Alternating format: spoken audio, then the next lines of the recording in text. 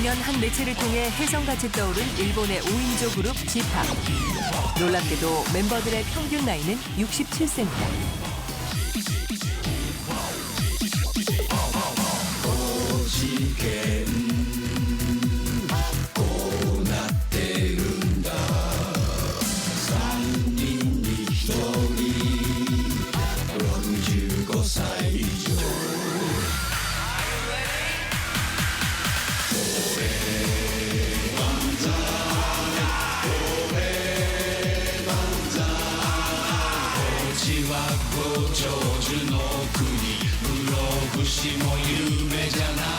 최고령 그룹임에도 불구하고 지팝의 데뷔곡 고령만세는 일본 전역에서 인기몰이 중입니다. 그들의 노래처럼 노인들 모두 고령만세를 외치며 살 수 있을까요?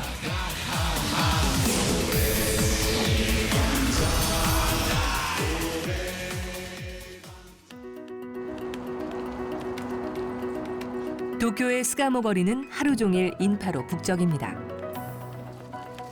그런데 인파의 대부분이 노인들입니다. 양쪽으로 빼곡이 들어선 상가도 주로 노인들을 상대로 장사를 하고 있습니다.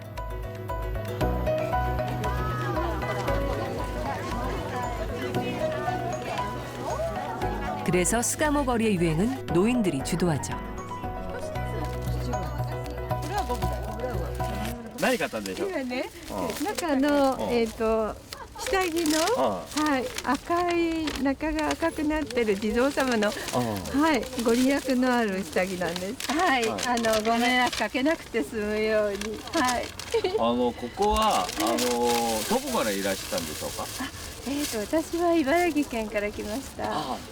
올해는 빨간색 속옷이 대유행입니다. 네, 赤いのはね、標準のだ。体にいいんです。今日は猿の日だからいいんです。どこからいらっしゃったんでしょうか。私たちはね、八王子。ああ、八王子で。でしたらこっち来たら大体いくらぐらい使うんでしょうか。買い物は。よく使ってね、いろんなもん買ったりするとね、1万円近くなるけど普通だったら。普通だったら2000円とか。そう。今日はでももうちょっと使ったから。5000円ぐらいなもんですよね。1万から。 이 가게에서 판매되는 빨간 속옷만 하더라도 하루 평균 200벌 정도. だんだん日本もちょっとよくシャッター通りっていうようにやっぱりお店閉めてやめちゃってるっていうところが多いんですけども、巣鴨はねこうやって皆さん頑張ってやってますので、はい。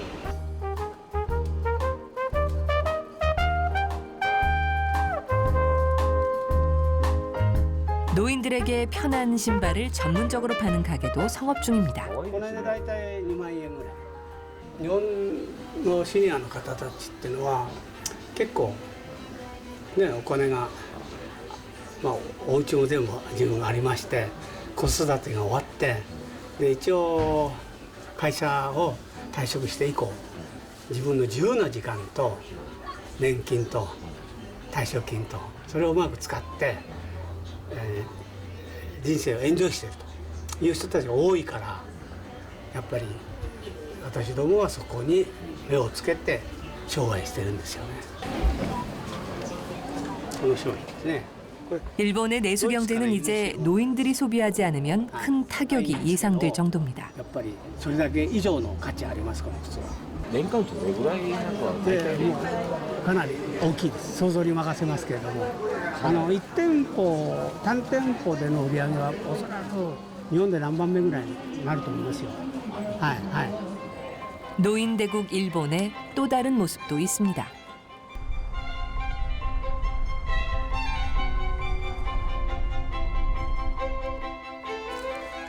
가와구치 할아버지는 성프란시스코 수도원에서 운영하는 특별 양로원에서 살고 있습니다. 이곳에 오기 전에는 상습 절도범이었죠. 今どういうようなことをなさってるんでしょうか。芋取った後耕して全部ですね。全部耕して草取ってまた次の野菜を埋める。 할아버지가 훔친 것들은 실은 별것 아니었습니다.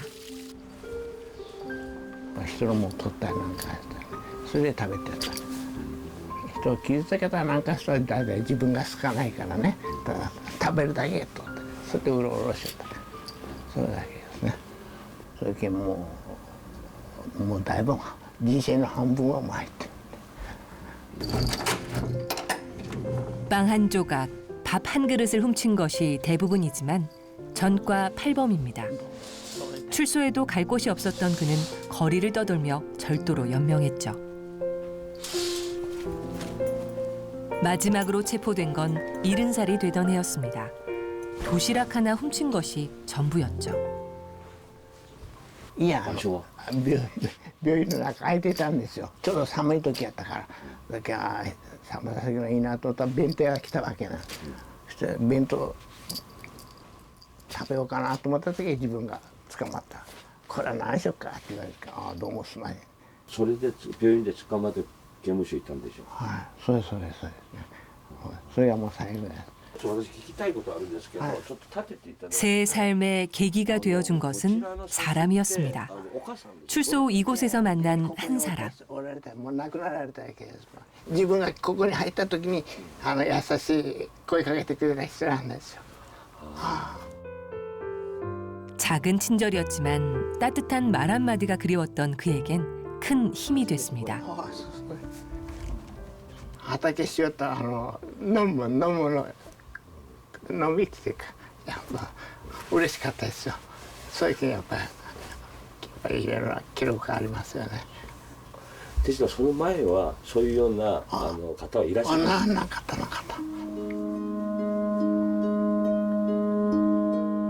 가와구치 할아버지는 한때는 스스로 교도소에 들어가기 위해 물건을 훔치기도 했습니다. 돌봐줄 가족이 없었던 그에겐 교도소가 더 안락한 거처였던 적이 있었습니다. また悪くしてもね、またここ入れば仕事すれば食べさせられるから、要するに寝るとこもあるしね。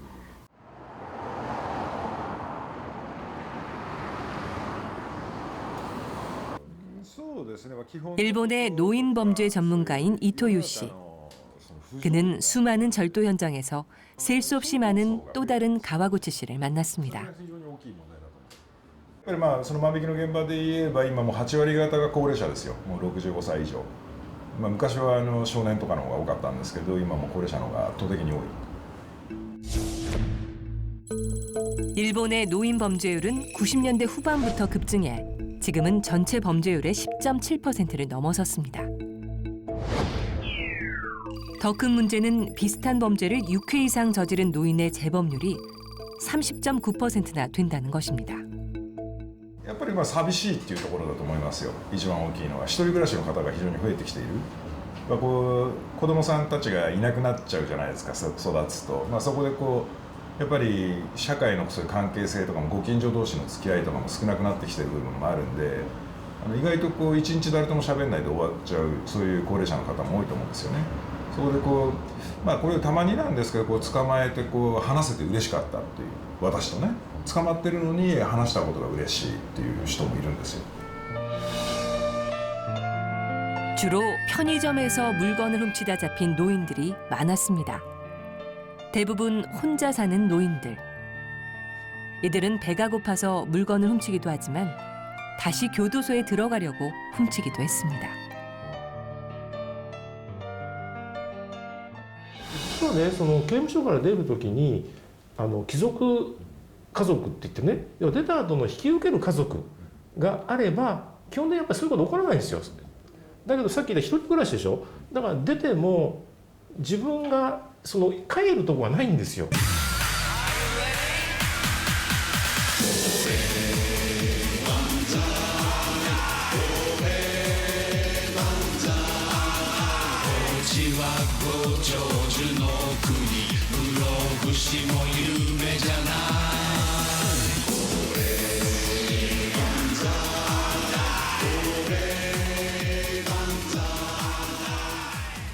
일본의 최고령 그룹 지팝이 탄생한 곳은 고치현입니다. 사실 이 그룹은 고치현청이 나서서 할아버지 멤버를 모집해 조직한 그룹이죠. この地域を元気にするために高知のものを外で買ってもらうとか、高知に観光客に来てもらうとか、そういうことを目指してやってたんですね。そのただ延長の中で一つ分かりやすい存在として、お年寄りでも元気に暮らせる県、お年寄りっていうこと自体がいいことじゃないですかっていう文化も発信したかったっていう。はい。고치현은 일본에서 고령화율이 두 번째로 높은 지역입니다. 그래서 이 지역에 고착화된 노쇠한 이미지를 벗고 노인들도 활기차고 멋진 존재라는 걸 홍보하기 위해 결성한 것입니다. お年寄りが取ってることをかっこよくお伝えする、グループとしてかっこよくお伝えする、年が取るってことを本気で素敵だって伝えるっていうことのために、それを分かりやすいグループ名にすると G-POP っていうふうになるのかなっていうふうに思ってます。はい。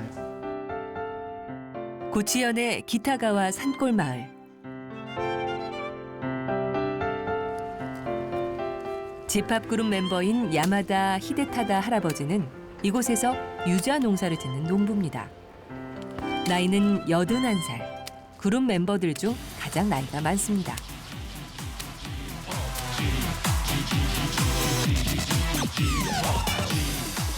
그는 농사일을 하는 틈틈이 데뷔곡 고령만세 춤을 연습해 첫 무대에 올랐습니다.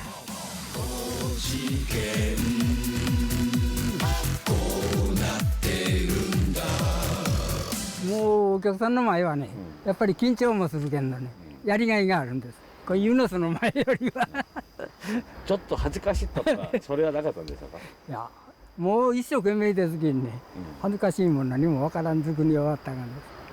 終わった後にはどうだったんでしょうか。いや、ああやったというところですね。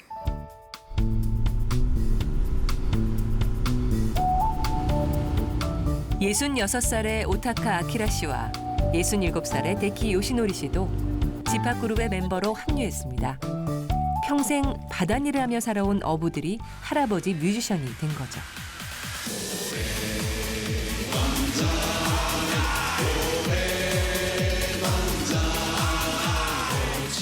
첫 공연 후 먼저 고치현에서부터 인기몰이가 시작됐습니다. 이제는 전국으로 알려져 열광적인 팬들을 거느린 스타죠.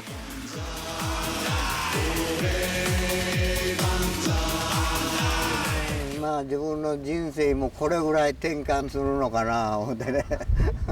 まあ海の上でズボンガッパいうかこう雨がっぱ履いてして生活しよるのが。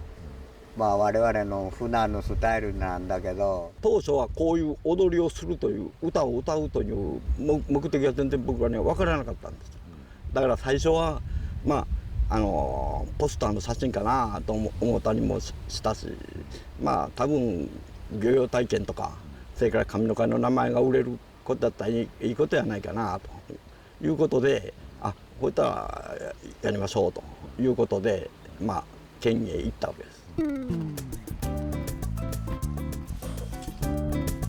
다니오카 노리야스 씨는 비닐하우스 농사를 짓고 있습니다. 41년간 다니던 우체국에서 정년 퇴직하고 전업 농부가 되었죠.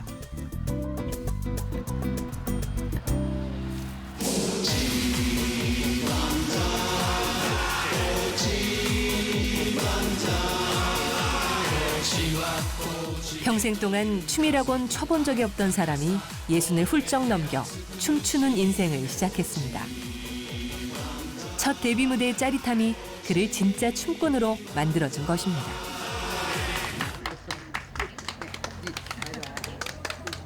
素晴らしいと思います。本当。私も高知まで行きました。始めるのがすごく上手になって、よかったです。今上手くなったんでしょうか。上手になりました。いよいよ最初はもうぎこちなくやったけど、最近はもう上手になったと思いますけどね。そんなにね皆さんと一緒には練習できないんですよね。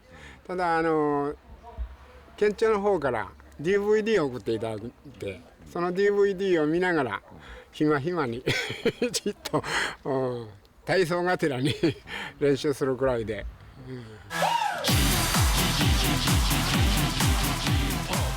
작년 집합의 데뷔곡인 고령만세가 공개되자 3주 만에 조회수 36만 건을 기록하며 일본 전역으로 퍼져나갔습니다.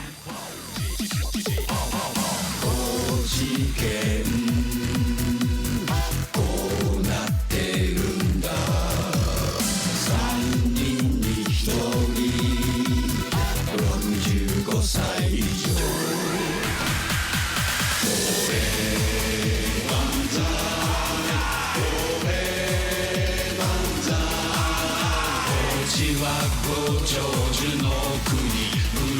しも夢じゃない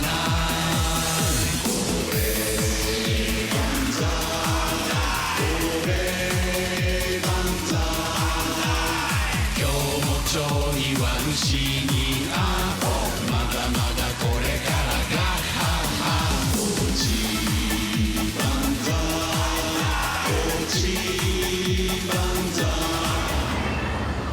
지팝이란 노인 아이돌 그룹의 출연. 그것은 세계 최대의 노인 대국 일본의 현실을 보여주는 또 다른 거울입니다.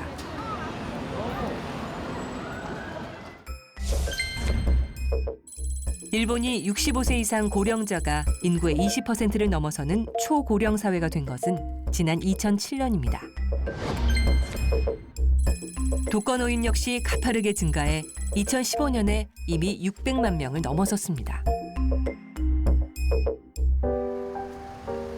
초고령 사회의 독거노인 문제는 더 이상 개인의 문제가 아니라 국가적인 문제가 되었습니다.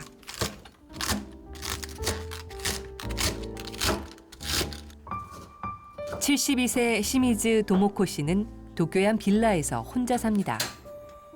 자식 셋을 낳아 출가시키고 15년째 독거 생활을 하고 있죠. 그러나 지금도 식사 때가 되면 식탁에 둘러앉아 함께 밥 먹을 사람이 그립습니다. 夕飯はやっぱり誰かと一緒に食べる方がいいし、自分にとって元気になるっていうのがすごくあるので、一緒に生活したいというそういうようなこと本音はなかったんでしょうか。どうなんでしょうかね。ないですね。スープの冷めない距離ってご存知ですか？親子が暮らすのに。やっぱり親子でも特に介護になるとすごい負担ですよね。私も介護の経験があるんですけど、それで皆さん手に負えなくなって施設に親を入れてしまうっていうことが日本でもすごくあったんですけど、だからなるべく健康で元気になるように元気で過ごすように努力をして、もしなった場合でも子供に負担をかけないようにっていうのが私の人生観というか。 20년 전 시미즈 씨는 치매 걸린 노모의 거처를 두고 깊은 고민에 빠진 적이 있었습니다. 그러나 당시의 요양시설을 둘러보고는 도저히 노모를 그런 시설에 보낼 수 없었습니다. いいイメージを持ってなかったことは事実ですね。施設がプライバシーがない4人部屋であるとか、それから自由がないとか、自分のしたいことは何もできないとか、あんまりいいイメージじゃなかった通りだったと思います。 그때의 요양시설은 노후의 삶을 행복하게 보내기 위해서라기보다 노인들을 사회에서 격리시키기 위한 시설에 가까웠습니다. で母は、経済的にはしっかりしていたのですけれども、絶対どんなことがあっても施設に入れないでくれっていうふうにずっと言ってましたので、私が介護を始めてヘルパーも月何十万とかっていうふうにかかったんですけど、いろいろ大変でした。 결국 돌아가실 때까지 노모의 수발을 들며 살았습니다. 하지만 자식들에게는 그런 헌신을 요구할 수 없다는 걸 잘 알고 있죠. 요양시설에 갈 생각도 없습니다. 그래서 시미즈 씨는 몇 년 전부터 자신이 노후를 보낼 마땅한 거처를 찾는 중입니다. 今のまさにそれでもっと自立書いてあるのは勉強したじゃないですか。高齢者は元気で亡くなるまでなるべく元気な状態で暮らすにはどうしたらいいかについてすごい勉強しましたので、辛くても台所をやってるうちにだんだんもうお昼頃には元気になるとか、この間もお話したと思うけど、やっぱり自立と共生っていうのが私の人生観で、自分らしく好きなことをして暮らすっていうことと、人と共感し合う喜びと両方がないと人間っていうのはやっぱり元気がなくなるんじゃないかっていうのがあって。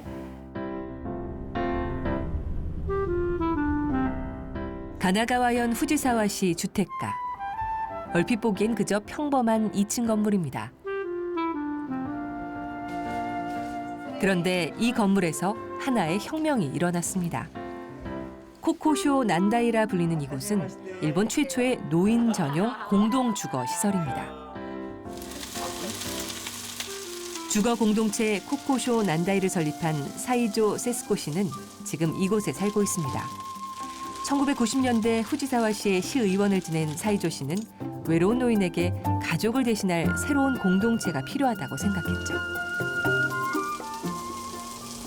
私会議やってましたからあちこちこうみんな訪問した時にお年寄りが本当に一人暮らし寂しいみんな苦しいそれをずっと訪問してこれはいけない政府に言ってもなかなか動かない資本主義の社会じゃあ仕方がない私たちで作ってみよう一つも作ってみよう 그렇게 해서 공동체를 뜻하는 커뮤니티와 지역사회를 뜻하는 커뮤니티의 앞글자를 따서 코코쇼 난다이라고 이름 붙인 노인 전용 공동주거시설이 처음 태어난 겁니다.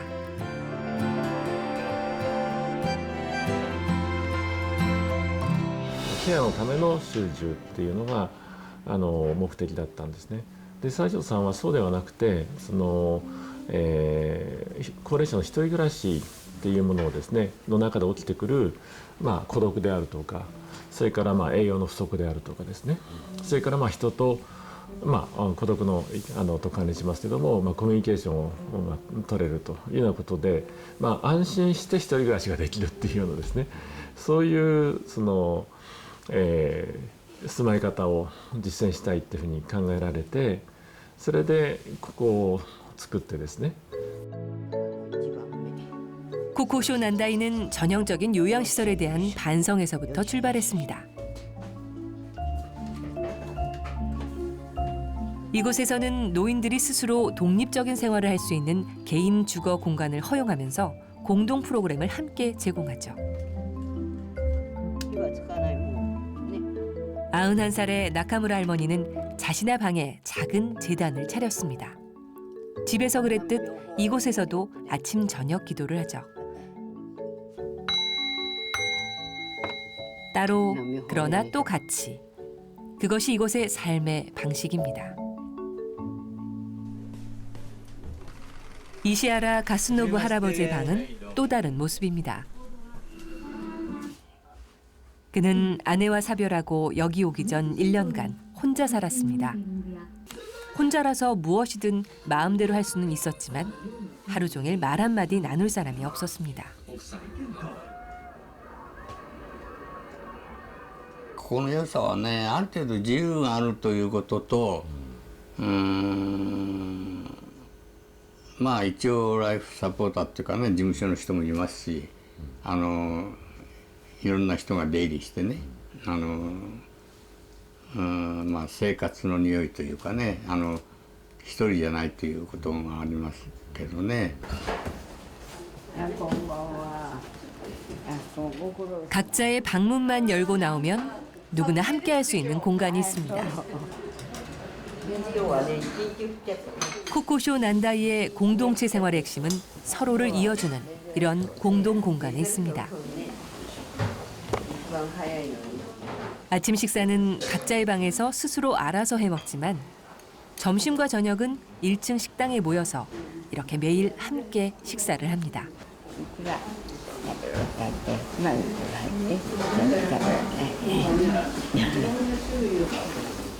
テレビ見てるとこお茶飲んでるとこ男の人は珍しいぐらいね。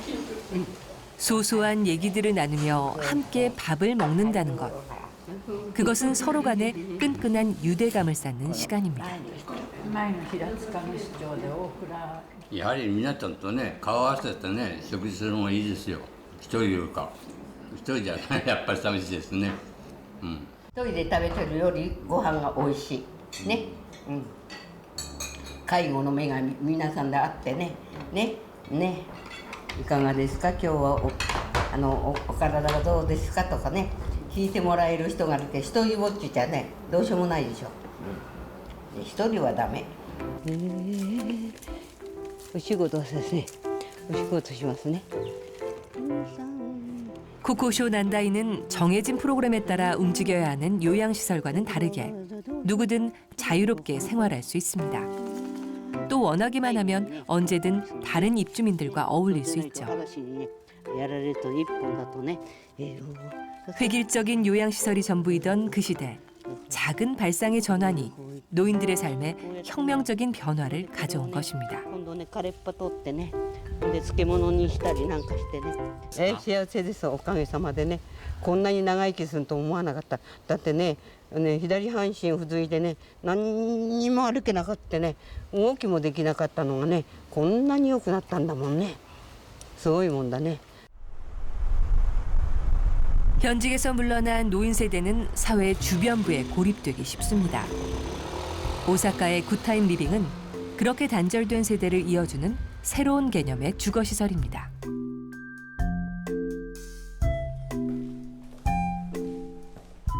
이 건물 안에는 대학생 아파트가 있습니다.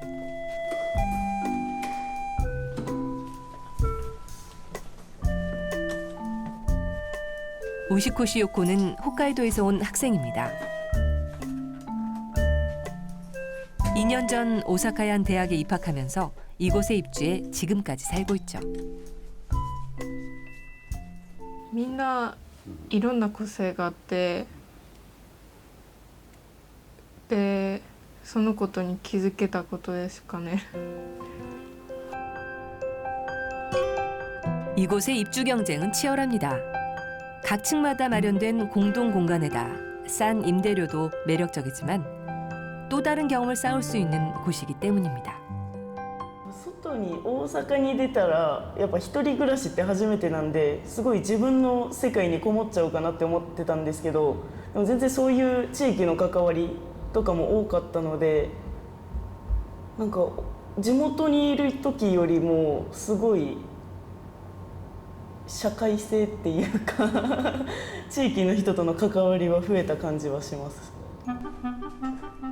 문 하나를 열면 대학생 아파트는 전혀 다른 공간으로 바로 연결됩니다. こちらの扉から向こうがですね、有料老人ホーム、そしてこちらが学生マンションを分ける扉となっております。 이 건물에 입주를 원하는 대학생들은 저렴한 월세를 내는 대신 양로시설 노인들과의 공동 프로그램에 적극 참여합니다.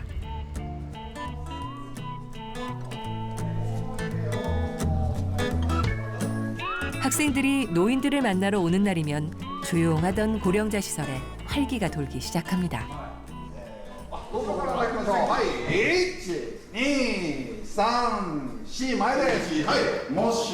노인들이 매일 하는 몸풀기 체조입니다.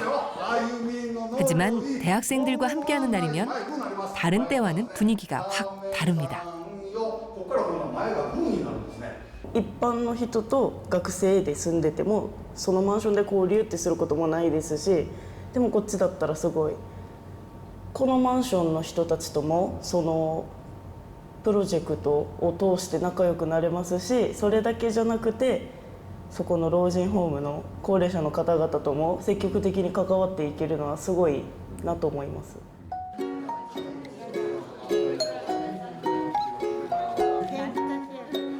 만들기 프로그램을 진행할 때는 학생들이 조를 이뤄 고령자들을 도와줍니다. 정기적으로 진행되는 이런 프로그램은 학생들이 참여해 고령자들의 눈높이에 맞춰서 준비하죠. 그런 만큼 노인들의 만족도는 높습니다.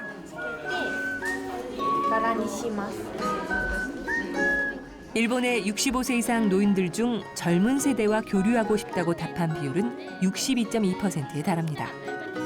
일본의 노인 주거는 이에 맞춰 세대 간 교류를 추구하는 세대 공존형 커뮤니티로 진화하고 있습니다. そうですね。もう年を忘れてね、若さを感じというか楽しいです。とてもお話してたり。最近はあまり参加できなくて、ちょっと学校とかバイトとかいろいろ忙しくてかできてないんですけど、楽しいですよ。やってみて、普段なかなか自分の祖父とか祖母じゃないと接しないので、なんかこういう感じで他の高齢者の方と接することができるのすごいいい機会だなと思って楽しくやらせていただいてます。分かれるんじゃないでしょうかね。でなんかそれ意欲が湧くでしょ。それがいいんじゃないかな。だって私だけ何にもしないわけにいかないから人よりも上手にしたいと思うし、ね、この方にもやっぱりちゃんとしていただいたらちゃんとねそれに応じなければいけないし、活気があるからでしょうね。そういうのいただけるような活気をいただけるような気持ちもしますし。나가노현 북서부의 오가와 마을은 일본식 만두 오야끼로 유명한 곳입니다. 오가와 노쇼라는 마을 기업에서 생산하는 오야끼를 맛보기 위해 일본 전역에서 찾아옵니다.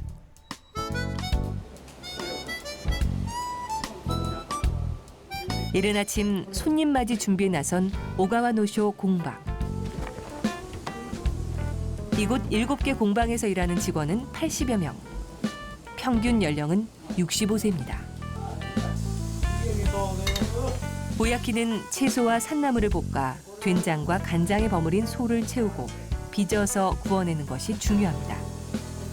그 핵심적인 과정은 모두 노인들의 손을 거치죠.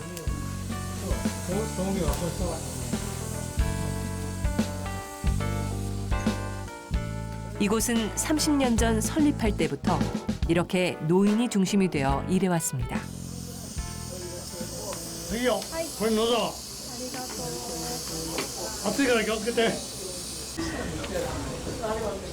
손님들은 오야키 맛에 놀라고 노인들의 일하는 모습에 또 한 번 놀랍니다.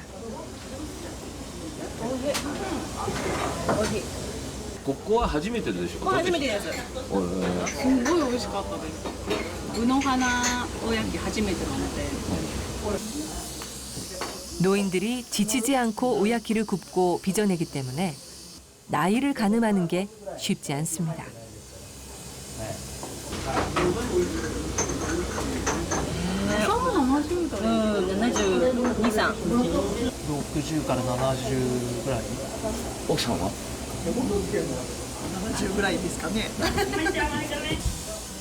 대부분 20년은 좋게 더 젊게 봅니다. 全くダメですね。ね、おいくつなんですか？おじちゃんが93。おばさんは86。へえ、お元気な。あ、お元気。若くて。すごい。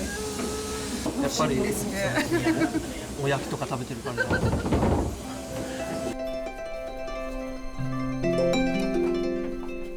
이곳에는 정년이 없습니다. 90세가 넘어도 여전히 중요한 일을 하는 존재로 대접받습니다. 그래서일까요? 공방의 노인들은 고령에도 불구하고 노동을 힘들어하지 않습니다.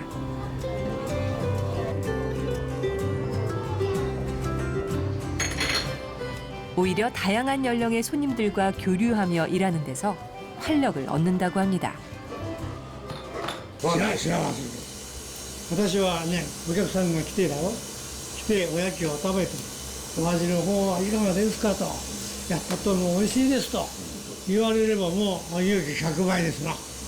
いつまでやるつもりでしょうか。私はね、今目標は100まで。100まで。ここへ来てればお客さんが来てね、みんなこうやって美味しい美味しいって食べてくれるからね、やる張り合いがあってね、やってるんだよ。やはりこれはね、一つのね健康を維持するために私とすれば皆さんとこういうお客さん方とね至るそれぞれの地域から来られる方と接することによってやはり自分のね、気持ちがおおらかになります。はい、それが一つの健康の秘訣かなと思っています。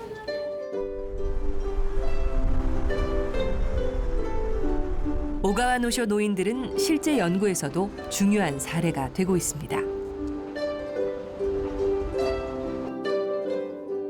독일 도쿄대학의 고령사회종합연구소에서는 65세 이상 고령자를 대상으로 일자리와 건강의 상관관계를 연구하고 있죠. いろんなことで例えば筋肉量だとか、それから認知能力とかですね、働き始める前と6ヶ月後、12ヶ月後、18ヶ月後っていうふうに測定して、例えば活動量であるとか筋肉の量だとか、そういうものがどんなふうに変化したか、認知能力がどんなふうに変化したか。 실제로 일은 노인의 건강은 물론 삶 전반에 상당한 영향을 미치는 것으로 나타났습니다.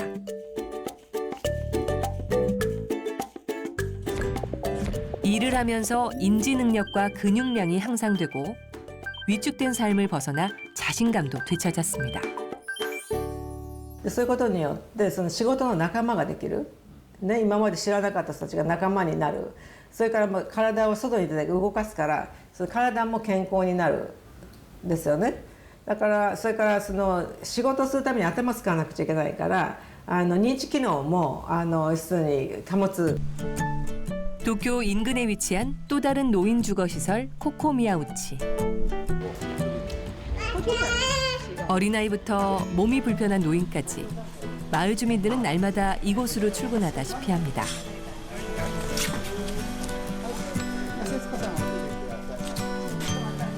거동이 불편한 노인들은 승합차가 마을을 돌아다니며 안전하게 모셔오죠.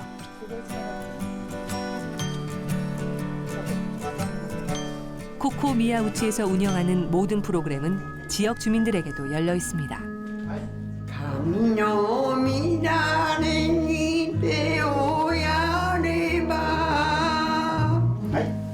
노래교실은 매주 수요일에 열리는데 요일마다 서로 다른 프로그램이 마련돼 있어 지루할 틈이 없습니다.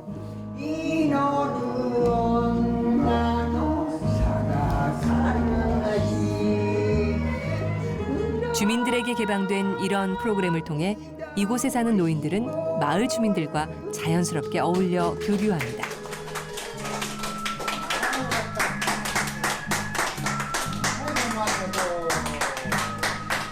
私3階に住んでて、だからここにいらっしゃる。ここ来てカラオケやる。やっぱりお友達がね欲しいからこうやってお歌を歌えばお茶を飲めば冗談も言えますしね。楽しいです。それでね、歌うことによって頭の活性にもなるってそう言われたので一生懸命で歌って。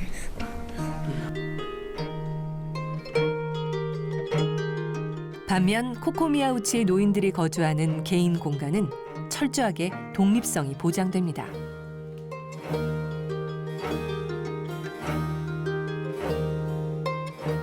사토 사이치로 할아버지는 5년 전 이곳에 입주했습니다. 경영 컨설턴트로 꽤 이름을 날리며 활약하다 72세에 은퇴했습니다. 日本商工会議所が全国の我々の仕事やってる人900人を選んで名簿を作ったの。その中に私入ってるんです。 화려했던 현직에서 물러나고 아내마저 세상을 떠나 혼자가 됐습니다. 이후 노후를 보낼 새로운 거처를 찾아다녔죠. 그러다 10번째로 찾아온 곳이 이곳이었습니다. だから私はここへ来た時に最初ね1泊だけ泊めてもらったんですよ。皆さんとどういうねなるか分かんないから、それでその時やっぱりああいう雰囲気でご飯食べて、あこれはいいなと思って早速契約したわけですよ。はい、ここが2階です。そして 코코미야우치의 식사 시간은 생애 마지막 거처를 물색하던 사토 할아버지를 붙잡았습니다. 정갈한 음식은 입맛을 돋우고 한 식구처럼 식탁에 둘러앉아 식사하는 모습은 참 행복해 보였습니다. 3년간 독거 생활을 해 사람의 온기가 그리웠던 그는 이곳 식탁에 흐르는 단란함이 좋아 이곳에 입주했습니다. まあなんてちょっと一口は言えないけどね。ただ一人で食べてるのと皆さんと一緒に食べるの全然こう感じが違いますね。그 단란함은 입주 노인들 사이에만 있는 것이 아닙니다. 프로그램을 함께하는 입주 노인들과 마을 주민들 사이에도 화기애애하죠. 시설을 개방함으로써 어느덧 이곳은 마을 전체의 사교장이 된 것입니다. 격리된 노인들이 아니라 어엿한 이웃인 거죠. みんな友達で来てます。皆さんよくこういうふうに集まってやってるんでしょうか。これはもう毎週やってる。私は、週に1回だけか来てません。ここは火曜日と土曜日とやってるんですけど、私はちょっと遠いので自転車で来るんですけど、遠いから1週間に1回だけ。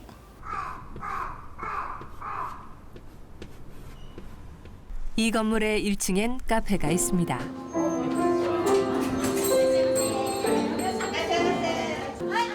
다양한 연령의 주민들이 찾아와 밥도 먹고 가족 모임도 하는 곳.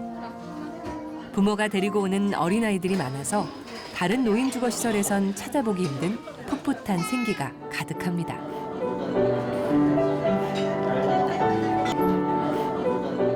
코코미야우치의 노인들은 아침 저녁은 시설의 식당에서 하고 점심은 이 카페에서 먹습니다. 그러면서 함께 마을 일에 참여도 하고 아이들이 자라는 모습을 지켜보기도 합니다. そうですね。よく来ます。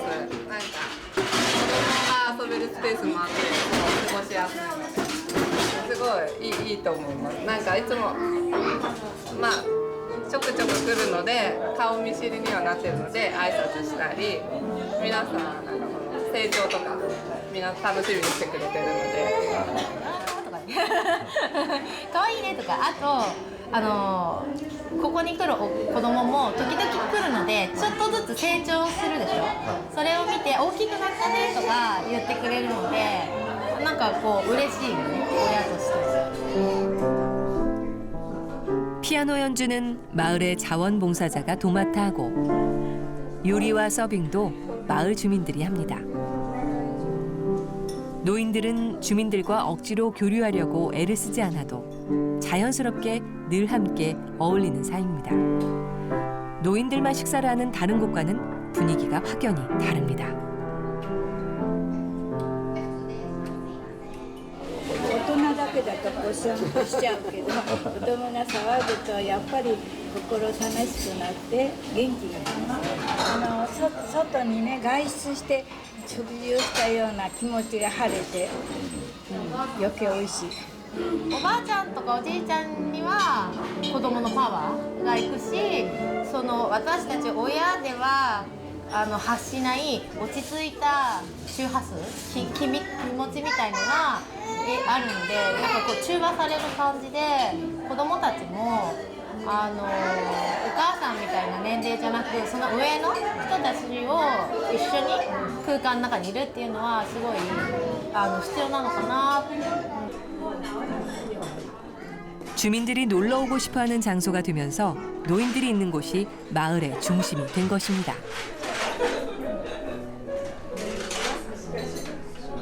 아이들과 노인들이 자연스럽게 만나는 곳. 마을 구성원을 넘어 이곳이 마을 커뮤니티의 거점 역할을 담당하고 있습니다. 高齢者だけだと話題がね、お葬式どうしようかとかね、お墓どうしようかとかね、私はここが痛いのよとかね、そういった話の内容も偏る、そして高齢者なりのものしか出てこないんですよね。でもそこにちょろちょろっと可愛い子が来ると「ああ私も昔子供をこう育てたのよ」とかね、話題もその若い人に合わせて出てくると。川もそうです。よどみがあっては汚くなります。それがどんどんこう流れてればいつまでも綺麗ですよね。でそういう意味で子供赤ちゃんも含めどんどん入ってきてもらうことは大事かなと。 지난 11월 시미즈 도모코 씨는 코코미야우치를 방문했습니다. 자신이 살고 싶은 주거의 형태를 잘 갖추고 있는 시설이 어디인지 도쿄 인근에서 하나씩 둘러보고 있습니다. 一人分のお部屋です。 자신의 취향대로 방을 꾸미고 내 집 같은 분위기를 즐기면서 독립적인 생활을 할 수 있는 곳. 朝ミニキッチンで食事をご自分で作って、お昼はカフェで食べます。で夜は上のリビングでね食べるようになってます。ここがリビングです。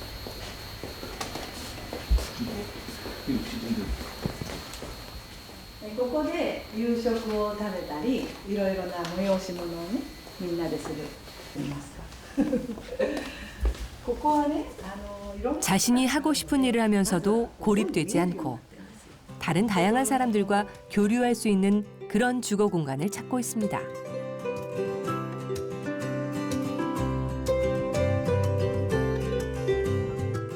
이곳 방문은 이번이 두 번째죠. 아마도 자신의 생애에서 마지막 거처가 될 그 공간을 시미즈 도모코 씨는 이제 찾았습니다.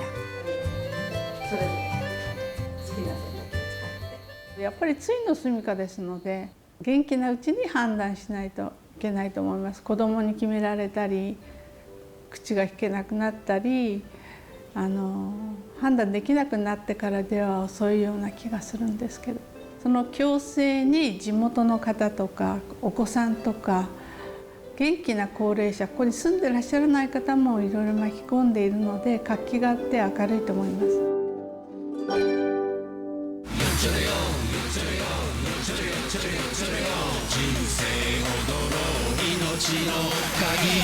노년은 누구도 피해갈 수 없는 삶의 과정입니다.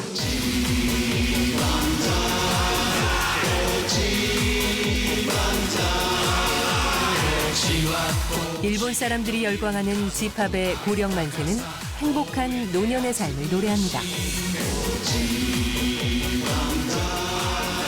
노인이 되어도 혼자가 되어도 행복할 수 있으려면 어디서 누구와 함께해야 할까요?